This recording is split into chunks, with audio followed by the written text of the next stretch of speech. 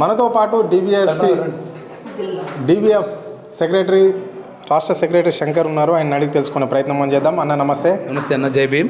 అన్న చెప్పండి అన్న, ఎట్లా ఉందన్న ఈ 2 ఏళ్ల పాలన? రేవంత్ రెడ్డి సర్కార్ ప్రజా ఉత్సవాలను కూడా నిర్వహిస్తుంది. ఈరోజు యూనివర్సిటీ కూడా ముఖ్యమంత్రి పోవడం అనేది జరిగింది. దీన్ని ఎట్లా చూస్తారు? మరి విద్యార్థులకు ఇచ్చిన హామీలన్నీ నెరవేరినట్లన్నా, ప్రజలకు ఇచ్చిన 6 గ్యారెంటీలు కూడా ఇక్కడ అమలైనట్లన్నా? యూనివర్సిటీకి పోవడాన్ని మేము స్వాగతిస్తున్నాం. ఏ ముఖ్యమంత్రి యూనివర్సిటీకి పోలేదు.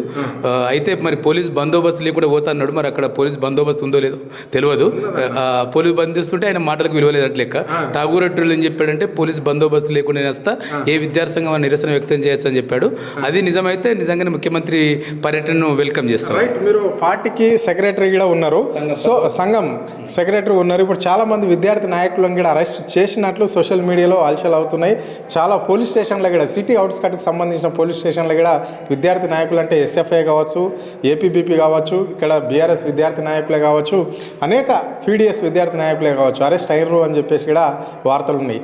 దీన్ని ఎట్లా చూడాలి? మరి ఒక ముఖ్యమంత్రి పోతుంటే ఇంతమందిని అరెస్ట్ చేయవలసిన అవసరం ఏముంది? మాటలకైనా ఈ ముఖ్యమంత్రి అంటే ఎవరైనా రావచ్చు, ఏదైనా మాట్లాడచ్చు అన్న ముఖ్యమంత్రి ఇంతమందిని ఎందుకు అరెస్ట్ చేయవలసి వచ్చింది రాష్ట్రంలో? అంటే నిజంగానే విద్యార్థి సంఘాల నాయకులను అరెస్ట్ చేస్తే ఇది అత్యంత నియంత్రితమైన ముఖ్యమంత్రి అనేది తనకు తాను చెప్పాడు. 4 నెలల కింద ఉస్మాన్ యూనివర్సిటీ ఠాగూర్ ఆడిటోరియంలో ఆయనే చెప్పాడు, నేను మళ్ళీ ఉస్మాన్ యూనివర్సిటీకి వస్తాను, పోలీసు బందోబస్తు లేకుండా ఎవరైనా నిరసన వ్యక్తం చేయొచ్చని. కానీ 4 నెలల తర్వాత అది నరం లేని నాలుకైనా లేకపోతే నిజంగానే మనిషి అనేది ఒకటి తెలుసుకోవాలి. ఎందుకంటే కాంగ్రెస్ మేనిఫెస్టోలో మేము మొత్తము పౌర హక్కుల్ని కాపాడతాము అని చెప్పి మేనిఫెస్టో ఇచ్చారు. లేదు ముఖ్యమంత్రి హోదాలో ముఖ్యమంత్రి హామీ ఇచ్చాడు, పోలీసులు లేకుండా ఎవరు లేకుండా నేను వస్తా అని చెప్పి. కానీ ఇంత నిర్బంధంగా విద్యార్థి సంఘాల నాయకులను అసలు అన్ని విద్యార్థి సంఘాలు ముఖ్యమంత్రి పర్యటనను వెల్కమ్ చేశాయి. అది ఎస్ఎఫ్ కావచ్చు, పీడిఎస్ కావచ్చు, ఏ సంఘాన్ని చేశాయి. కానీ అరెస్ట్ చేయడం అనేది చాలా దుర్మార్గం. వారిని వెంటనే విడుదల చేయాలని చెప్పి మేము డిమాండ్ చేస్తా ఉన్నాం. ఓకే రైట్, చెప్పండి మరి ఇప్పుడు 6 గ్యారెంటీల పరిస్థితి ఏంది? ప్రజా ఉత్సవాలు నిర్వహిస్తున్నారు కదా, అంటే మొత్తం ఇంద్రమ్మ ప్రభుత్వంలో ప్రజా ప్రభుత్వం నడుస్తుంది ఇక్కడ ఈ రాష్ట్రంలో అంటున్నారు. ఇది ఎంతవరకు కరెక్ట్? దీన్ని అట్లనే చూడొచ్చా? ఇది ప్రజా ప్రభుత్వమేనా? 6 గ్యారెంటీలు అమలు అయినట్లన్నా? 6 గ్యారెంటీ కాదు కదా, ఒక గ్యారెంటీ కూడా అమలు కాలేదు. ఒకే ఒక గ్యారెంటీ అమలైంది ఏంటంటే మహిళలకు ఉచిత ప్రయాణం తప్ప వేరే ఏది కూడా ఆయన అమలు చేయలేదు. ముఖ్యంగా నేను దళిత సంఘం నాయకుడిగా మాట్లాడుతున్నాను. దళితులకు సంబంధించి ఈ రాష్ట్ర ప్రభుత్వము మేము గత ఒక్క ప్రభుత్వము దళిత బంధు పథకాన్ని అమలు చేసింది. ఆయన 10 లక్షలు ఇస్తున్నాడు, అవి ఏం సరిపోతాయి, మేము 12 లక్షలు ఇస్తామని చెప్పాడు. ఇప్పటి వరకు ఒక అంబేద్కర్ అభయాస్తామని, భారత రాజ్యాంగాన్ని కాపాడుతామని రాహుల్ గాంధీ చెప్తా ఉన్నాడు. రాజ్యాంగ పుస్తకం పట్టుకొని రాహుల్ గాంధీ తిరుగుతూ ఉన్నాడు. రాజ్యాంగ జై భీమ్ జై బాబు ఉత్సవాలని మొత్తం దేశవ్యాప్తంగా కాంగ్రెస్ పార్టీ నిర్వహిస్తూ ఉంది. తెలంగాణలో కూడా ప్రభుత్వం నిర్వహించింది. కానీ ఇప్పటికీ దళితులకు ఈ రాష్ట్రంలో 20% ఉన్న జనాభాకు సంబంధించిన అంబేద్కర్ అభయాస్తం పథకం ప్రారంభం కాలేదు. 2వ హామీ ఇచ్చాడు, మేము రిజర్వేషన్ను పెంచుతామని చెప్పాడు. తెలంగాణ ప్రభుత్వ లెక్కల ప్రకారమే ఈ రాష్ట్రంలో 18% జనాభా ఉంది, వాళ్ళ రిజర్వేషన్ పెంచుతామని చెప్పిండు. ఒక్క రిజర్వేషన్ % కూడా పెంచలేదు. 2వది మొత్తం ఇప్పుడున్న ఎస్సీ కార్పొరేషన్ను 3 కార్పొరేషన్గా మారుస్తామని చెప్పిండు. అది Mala corporation, Madiga corporation, MBC ఉపకులాల కార్పొరేషన్.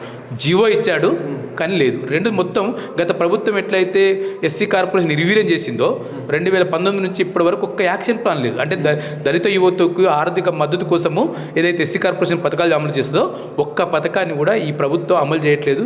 చైర్మన్ నియమించింది, చైర్మన్కి జీతం ఇస్తుంది, కానీ ఆ చైర్మనే బాధపడతా ఉన్నాడు. అరే నన్ను ఎందుకు పెట్టారు, ఇప్పుడు నేను రూపాయి ఖర్చు పెట్టడానికి సంతకం పెట్టి అక్కర్లేదు ఆయనకు చైర్మన్గా.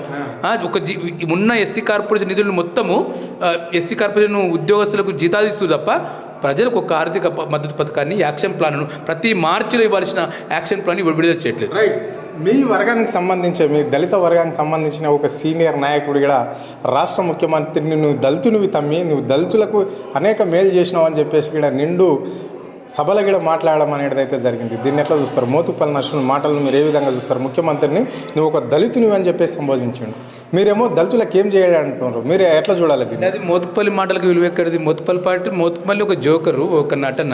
ఎక్కడ ఎండ కొడితే అక్కడ ఉంటాడు, ఎక్కడ గొడుగు పట్టుకుంటే అక్కడ పట్టుకుంటాడు. ఆయన మాటలకు ఎక్కడిది? ఆయన దళిత నాయకుడు ఎందుకు అవుతాడు? ఆయన ఒక రాజకీయ నాయకుడు. ఆయన గతంలో చంద్రబాబు దగ్గర పనిచేశాడు, లేదు ఇంకో దగ్గర చేశాడు. Is a not Dalit leader.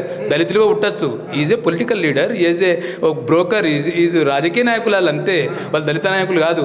ఆయన ఈ మేనిఫెస్టో గురించి మాట్లాడండి ఎక్కడన్నా? అందశ్రీ మీటింగ్ పెట్టంగానే, గద్దర్ మీటింగ్ పెట్టంగానే మొత్తం దళితుల బతుకు మారిపోతాయా? ఇవంతా శుద్ధ తప్పు. దళితులకు నువ్వు ఏ హామీ ఇచ్చినావు ఆ హామీ నెరవేర్చు. రైతులకు రైతు భరోసా ఇస్తాను కదా, రైతు భరోసా ఇచ్చినావు కదా, మరి ఎందుకు దళితులకు అంబేద్కర్ భరోసా ఇవ్వట్లేదు నువ్వు? కౌలు రైతులకు మొత్తం మేము రైతు భరోసా అమలు చేస్తాను కదా అంటే కౌలు రైతు ఎందుకు ఇస్తారు అంటే కౌలు రైతులు మొత్తం ఎస్సీలు ఎస్టీలు బీసీలు ఉంటారు కాబట్టి కౌలు రైతులకు రైతు భరోసా రాదు.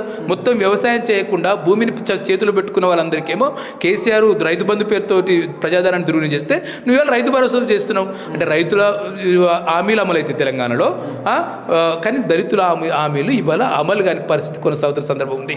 ఇకనైనా గ్లోబల్ సమ్మిట్లు ఈ రైజింగ్లు పెట్టే ప్రభుత్వము అసలు నిజంగా రైజింగ్ ఏం జరుగుతుంది తెలంగాణలో? ప్రజలు 20% ప్రజలు ఏం చేస్తున్నారు? నీ రైజింగ్ సంగతి పంచాయతీ ఎలక్షన్ తేల్చేస్తారు. అదే విషయానికి వస్తున్నాము. పంచాయతీ ఎలక్షన్ మాకు ప్రధానమే. సో మేము 6 గ్యారెంటీలు అమలు చేసినాం, ఇందిరమ్మ ఇండ్లు ఇచ్చినాం, కొత్త రేషన్ కార్డులు ఇచ్చినాం, సబ్సిడీ గ్యాస్ ఇచ్చినాం, మహిళలకు ఉచిత బస్సు ఇచ్చినాం, అనేక పథకాలు ఇచ్చినాం. కాబట్టి మా పథకంలో మహిళలే ప్రామాణికం. ఏ పథకం కావాలన్నా మహిళ పేరే ముందంజలో ఉండాల్సిందే అని చెప్పేసి రాష్ట్ర ముఖ్యమంత్రి పదే చెప్పిండు. 1 కోటి మంది మహిళలను కోటీశ్వరాలను చేసిన ఘనత కాంగ్రెస్ సర్కార్ది అని చెప్పేసి కూడా వాళ్ళు చెప్తున్నారు. మరి ఈ పంచాయతీ ఎన్నికలలో కీడ గెలిచేది కాంగ్రెస్ పార్టీ, అధిక స్థానాలు వస్తున్నాయని కూడా చెప్తున్నారు వాళ్ళు. ఇప్పటికీ కొన్ని పంచాయతీలను ఇనామ్మాసిగీడ చేశారు అని చెప్పేసి కూడా అంటున్నారు. ఇది ఎంతవరకు కరెక్ట్? వాస్తవమేనా? ప్రజలు వాళ్ళ వైపు ఉన్నారా? రేపే ఫస్ట్ విడత ఎన్నిక అంటే ముఖ్యమంత్రి మహిళల స్వలంబన కోసం మాట్లాడుతుండు కదా, వాళ్ళనే కోటీశ్వరులు చేస్తామని చెప్తున్నాడు కదా. ఆ కోటీశ్వరులు చేసే చెప్తా ఉన్నాడు కదా. నిజంగానే ఆర్థిక స్వలంబన చేయాలనుకుంటే, మొత్తం మహిళల సాధికారత చేయాలనుకుంటే ఫస్ట్ నువ్వు ముఖ్యమంత్రి సీటు దిగిపోయి ఒక మహిళా మంత్రికి, మీ దగ్గర సీతక్క ఉంది, డైనమిక్ లీడర్ ఉంది, ఆమెను ముఖ్యమంత్రి పదవి ఇస్తే అప్పుడు 1 కోటి మంది మహిళలు కాదు మొత్తం తెలంగాణలో ఉన్న అందరి మహిళలకు ఒక సార్థకత వస్తుంది, ఒక దళిత ఆదివాసీ గిరిజన మహిళ వస్తుంది. కాబట్టి ఒక ఆధిపత్య వర్గానికి చెందిన రేవంత్ రెడ్డి తన ముఖ్యమంత్రి పదవికి రాజీనామా చేసి అప్పుడు నిజమైనది కదా. నువ్వు చీరిస్తే, నువ్వు రంగులకు చీరిస్తే ఒక దళితులకు అది మహిళలకు స్వలంబన సాధించినట్ట, లేదు నువ్వు బస్ ఫ్రీ ఇస్తే మహిళలకు సంబంధించినట్ట. ఎంతమంది మహిళలను కోటీశ్వరి చేశావు?